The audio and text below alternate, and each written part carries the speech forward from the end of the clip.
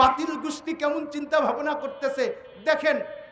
বাতিল গোষ্ঠী বলতেছে আলেমরা তো অনেক দল হয়ে গেছে, কেউ চরমোনাই, কেউ জামাত, কেউ হেফাজত, বিভিন্ন দলে বিভক্ত হয়ে গেছে। বাতিল গোষ্ঠী চিন্তা ভাবনা করতেছে।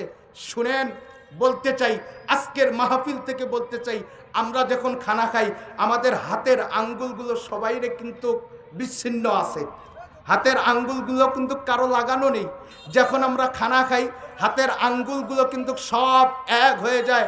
ঠিক তেমনিভাবে আজকের মাহফিল থেকে আমি বলতে চাই, বাতিল গোষ্ঠী শুনে রাখো, ইসলামের বিপক্ষে যখন কথা বলবেন, কোরআনের মাহফিলে যখন বাধা দিবেন, আলেমদেরকে জেলখানায় ঢুকাবেন, আলেমদের উপর অত্যাচার করবেন, আলেমদের মিথ্যা মামলা দিয়ে জেলখানায় যখন ঢুকাবেন, আমরা যখন খানা খাই হাতের আঙ্গুল যখন একবদ্ধ হয়ে যায়, ঠিক তেমনি ভাবে আমরা আর বিচ্ছিন্ন থাকবো না।